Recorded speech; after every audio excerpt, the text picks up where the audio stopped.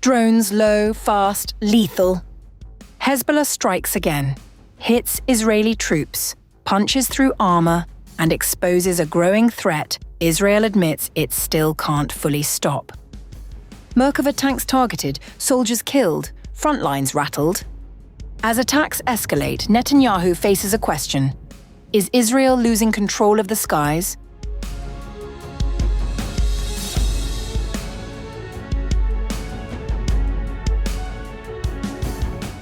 Hezbollah has released a video showing 2 attack drones targeting a gathering of Israeli soldiers in the Lebanese town of Al-Taibeh, with footage capturing an FPV drone directly striking a soldier standing in front of a Merkava Mk4M tank.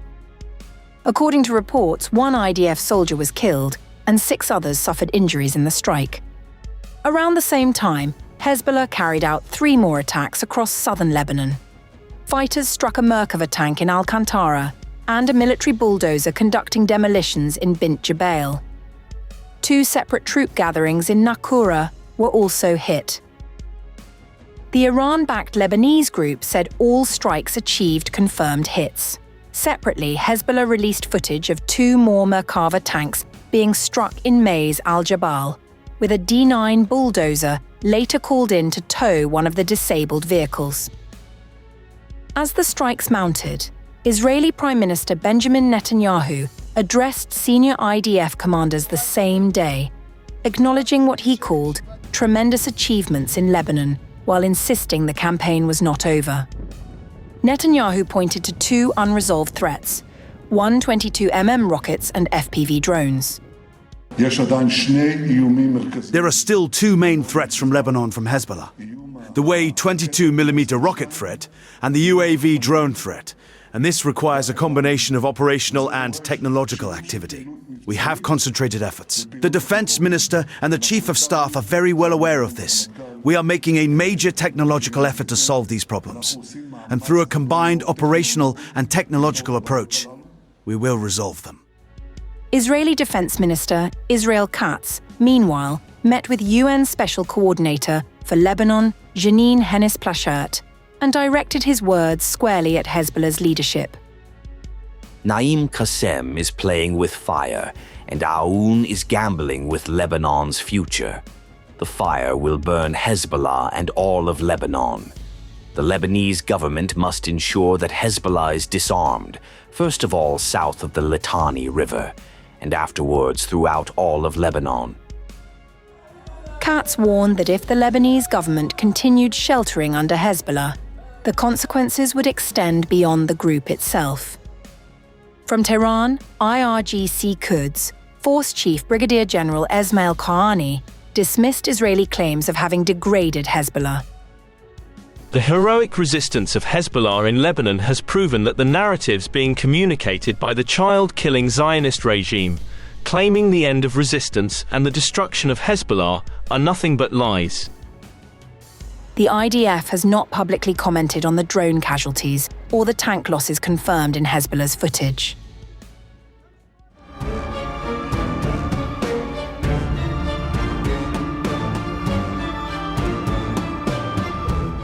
Every year, the second most visited Jewish pilgrimage site in Israel becomes something close to a city of its own. Hundreds of thousands climb Mount Meron in northern Israel for Lag BaOmer, lighting bonfires, dancing through the night, celebrating the life of a second-century sage whose tomb draws the faithful from across the world. This year, they will not be going. On April 27th, the country's Prime Minister Benjamin Netanyahu cancelled the mass format of the annual Lag BaOmer festival at Meron, scheduled for May 5th, citing the fragile ceasefire with Lebanon and the continued threat of rocket fire toward the area. The decision followed a wave of Hezbollah strikes that prompted Israel's Home Front Command to restrict gatherings in northern border communities to 1,500 people. Meron sites close enough to the Lebanese border that evacuating tens of thousands of pilgrims quickly under fire was deemed an unacceptable risk. Netanyahu's office laid out the reasoning plainly. the Prime Minister has instructed that the events marking the celebration of Rabbi Shimon Bar Yochai at Meron will not take place this year in a mass participation format, but only in a symbolic format. The decision was made because of concern over a mass casualty event, the fragile ceasefire with Lebanon, Meron's proximity to the border, rocket fire towards the area, and the difficulty of evacuating large numbers of participants quickly. The weight of that decision is considerable. Lag BaOmer at Meron is the Hilula, the joyous anniversary of the death of Rabbi Shimon Bar Yochai, credited with authoring the Zohar, the foundational text of Kabbalah.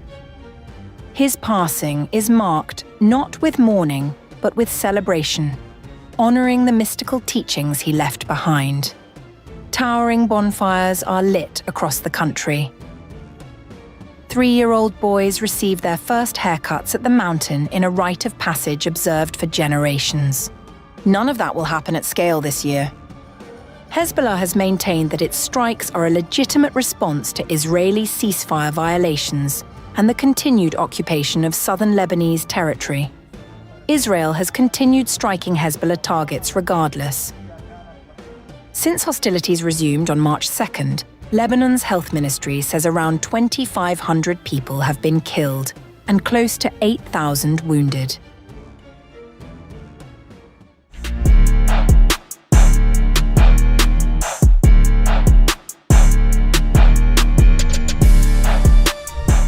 Saturday afternoon in northern Israel, sirens went off across several towns as 2 rockets and a drone came in from Lebanon. The Israeli military intercepted the drone and 1 rocket. The second rocket hit an open area. No one was hurt, but that almost doesn't matter at this point, because this was not the first time, and it was not the last. The Israeli Defense Forces were blunt about what happened. The Hezbollah terror organization has again blatantly violated the ceasefire agreement. That word, again, is doing a lot of work in that sentence. Prime Minister Benjamin Netanyahu responded within hours. His office put out a short, sharp statement. Prime Minister Netanyahu has ordered the IDF to vigorously attack Hezbollah targets in Lebanon. And the IDF did exactly that. Strikes hit buildings used by Hezbollah in the southern Lebanon security zone, including facilities linked to the group's elite Radwan force, which the military says were being used to store weapons and coordinate attacks. The buildings were struck to remove a threat to IDF soldiers and Israeli civilians. Ground operations were also moving. Israeli troops in southern Lebanon killed a Hezbollah operative riding a motorcycle. 3 more were killed in a strike on a pickup truck carrying weapons near the town of Yomor, just north of the Israeli-held buffer zone. 2 additional armed operatives were taken out in a separate airstrike. The IDF said all of them posed a threat to IDF troops operating in southern Lebanon. Lebanon's health ministry confirmed the strikes had killed 4 people in the south. And yet, even as all of this was unfolding, there was technically a ceasefire in place. One that US President Donald Trump had just extended by 3 weeks, announced just 2 nights earlier on Thursday. Trump said Israel retained the right to strike in self-defense, which is exactly what both sides now claim every time they pull a trigger. The negotiations happening right now are the first direct, sustained talks between the 2 countries in decades. The first round took place on April 14th. 2 days later, Trump announced a 10-day ceasefire. Then came the extension. At the White House this week, Israeli and Lebanese envoys sat down together for a second time. They issued a joint statement agreeing on what they called the urgent need to revive the November 2024 ceasefire deal, which had originally required the Lebanese government to disarm Hezbollah. That requirement has never been fully met, and Hezbollah has made clear it has no intention of going quietly. Netanyahu, speaking on Friday, said this directly. We have begun a process to achieve a historic peace between Israel and Lebanon, and it is clear to us that Hezbollah is trying to sabotage this. We are maintaining full freedom of action against any threat, including emerging threats. We struck yesterday, and we struck today. We are determined to restore security to the residents of the north. Hezbollah, for its part, claims it is simply responding to Israeli violations. The group says Israel never fully withdrew from Lebanese territory and has continued provocations since the November 2024 deal.